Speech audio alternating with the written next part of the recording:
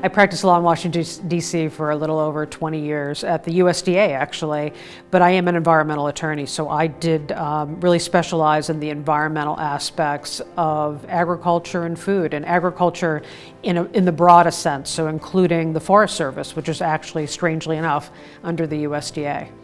And my areas of expertise, or the things I'm really interested in, are actually pretty wide-ranging. The conservation of agricultural lands and how we improve environmental outcomes, which is a major environmental issue.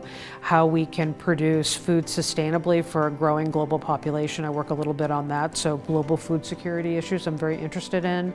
I'm also interested in the effects of climate change and how we can produce food in a more sustainable way given the effects of climate change and population growth.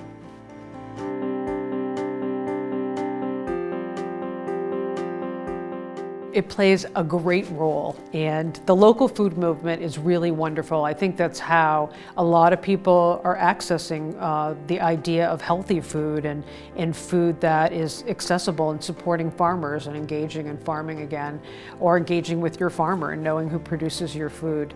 So that's been, I think, a real boon to really raising awareness and creating really local economies that can thrive on agriculture and rebuilding rural America, and how rural America can provide food to urban interface or cities. So those things are really wonderful. And there's a whole body of law that is rising up, law and policy, that our graduates are actually helping create. So how do those farmers have relationships with the people that they directly serve with their products?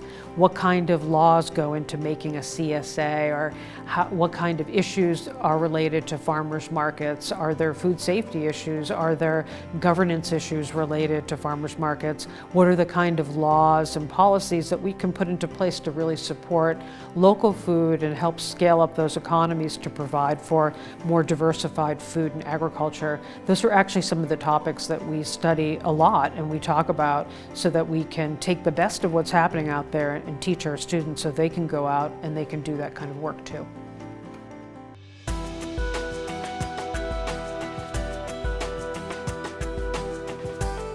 People are going into several different areas. We have people that are going into more traditional NGO jobs. We have people that are actually leading executive directors. People who are working with leading advocates in food and agriculture, and then people who are working with food producers. I see a range of jobs out there that are being newly created, which is really exciting. So we have people too that are doing, that are really working directly with farmers and advocating and providing them with resources so that they can do well. And then we have people that are working in leading organizations that do things like advocate for bee pollinators. And some people know we have an epidemic really of honeybees, and other pollinators are dying at alarming numbers. And of course we need pollinators or we can't have food. So we have people working on fundamental issues, both from the nonprofit side as well as government. We have a lot of people, we've always graduated people from Vermont Law who work with leading agencies, whether they be state agencies or federal agencies or local agencies, working on resource issues, whether that's food and agriculture or just environmental issues broadly.